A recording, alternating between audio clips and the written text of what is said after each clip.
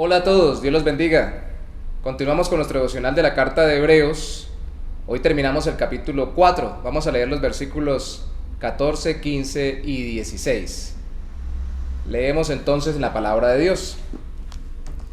Por tanto, teniendo un gran sumo sacerdote que traspasó los cielos, Jesús, el Hijo de Dios, retengamos nuestra profesión, porque no tenemos un sumo sacerdote que no pueda compadecerse de nuestras debilidades, sino uno que fue tentado en todo según nuestra semejanza, pero sin pecado. Acerquémonos, pues, confiadamente al trono de la gracia, para alcanzar misericordia y hallar gracia para el oportuno socorro. Acerquémonos, pues, confiadamente al trono de la gracia. Acercarnos.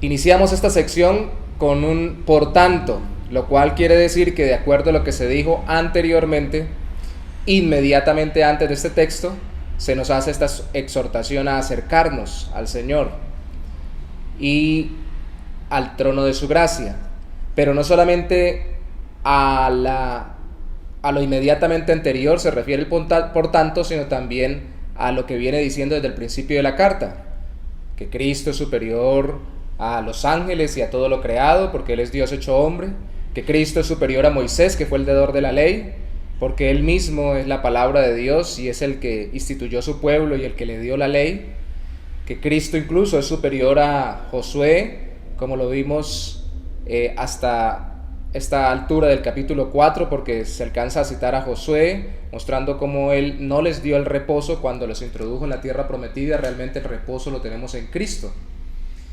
Entonces, por tanto, de acuerdo a todo esto, iniciamos una sección, según dicen muchos estudiosos, en esta carta, y es cierto porque volvemos a tocar el tema del sumo sacerdocio de Cristo, que ya se había tocado en el capítulo 2, versículo 17, se había mencionado en el capítulo 3, versículo 1, y se va a mencionar varias veces de aquí en adelante en esta sección, en el capítulo 5, en el capítulo 6, en el capítulo 7, especialmente en el 8 y en el 9, para terminar definiendo el hecho de que Cristo es nuestro sumo sacerdote.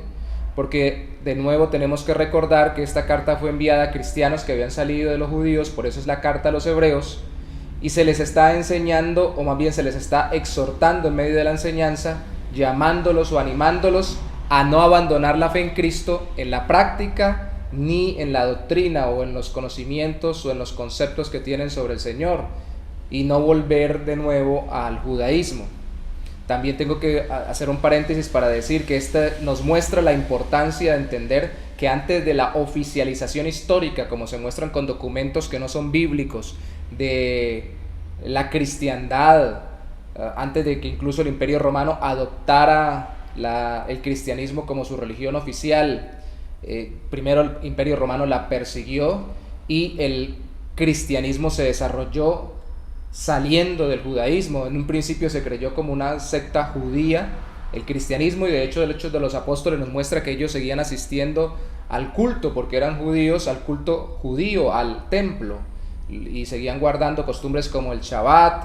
De hecho, esa es una de las alusiones que algunos hacen cuando aquí el autor habla en el capítulo 4, como lo vimos hasta el día anterior, con respecto a que Cristo es nuestro reposo, o Él es el que nos da el reposo, porque el séptimo día es de relación de Dios con la creación y con la humanidad, y la relación con Dios la restauramos por medio de Cristo, y por eso al final terminan haciéndose cosas como oficializándose para las iglesias cristianas la costumbre que ya tenían a estas alturas de reunirse un día adicional diferente al día en que se reunían de reposo el pueblo judío, porque Cristo es nuestro reposo, igual que más adelante dirá que Cristo es nuestra Pascua, y la ceremonialidad judía termina cediendo antes de la oficialización dentro de una religión cristiana por medio del mismo Imperio Romano, o antes de ello por medio de determinadas autoridades eclesiásticas en determinados lugares, termina cediendo ante la verdad de que Cristo es el preeminente.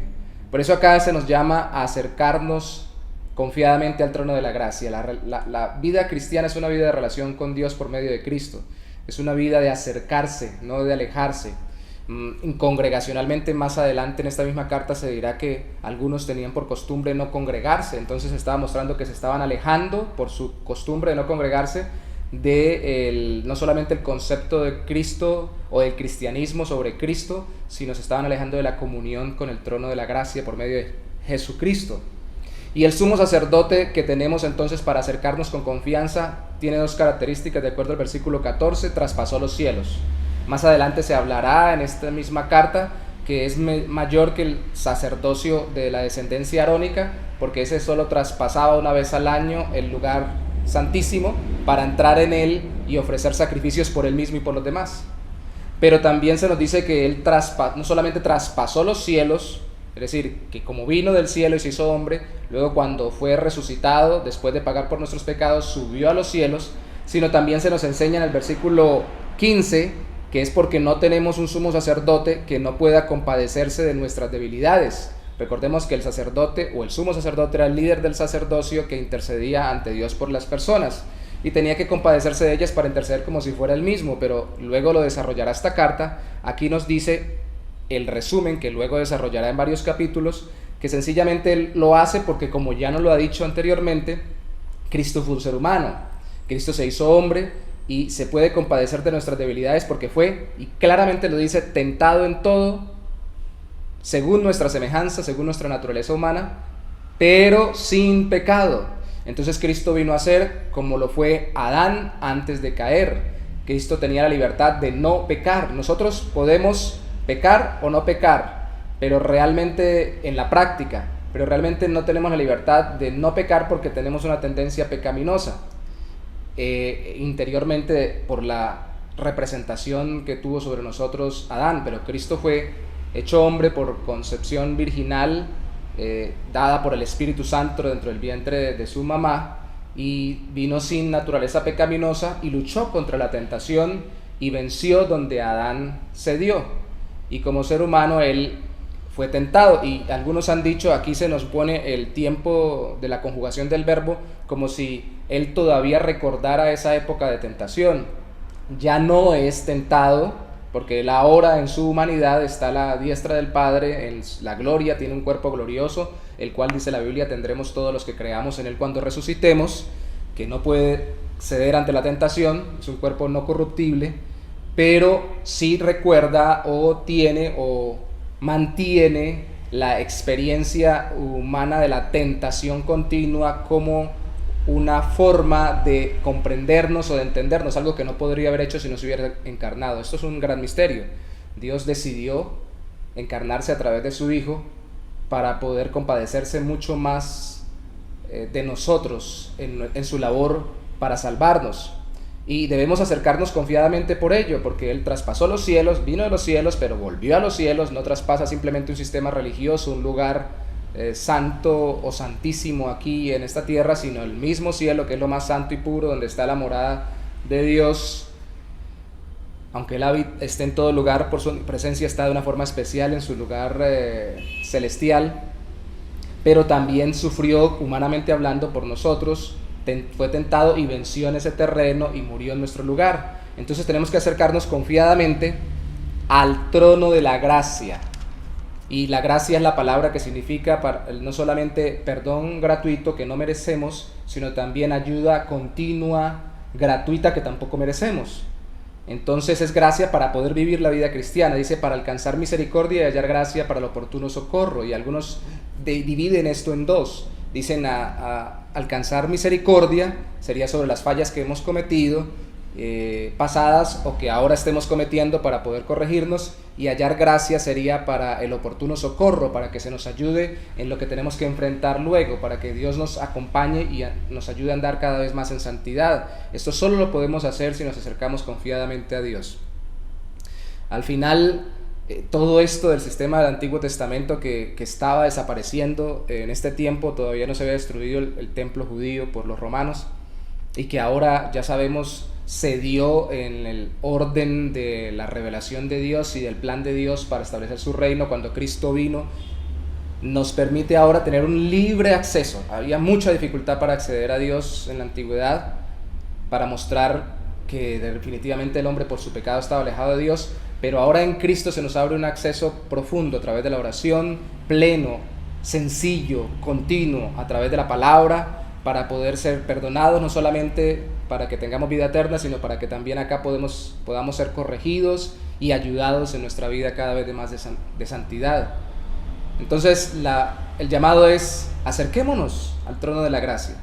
Dejemos de pensar que Dios nos ha abandonado y que Cristo no puede perdonarnos o no puede ayudarnos a no caer y que seguiremos siendo iguales. Dios nos puede socorrer. Su trono es un trono ahora ya no de juicio para los que hemos confiado en Cristo, sino de gracia. Y si usted todavía no ha entendido que Cristo vino a perdonarlo precisamente para darle la gracia no solo de la libertad de la condenación, sino también de la libertad de la esclavitud al pecado, para que ahora pueda vencer por su gracia, es la hora de que se arrepiente y se convierta a Cristo. Oremos pues. Señor, ayúdanos a acercarnos confiadamente al trono de la gracia. Ya tu trono, para quienes nos arrepentimos de nuestros pecados y confiamos en Cristo como nuestro Salvador, termina siendo un trono de gracia y no de juicio, Señor.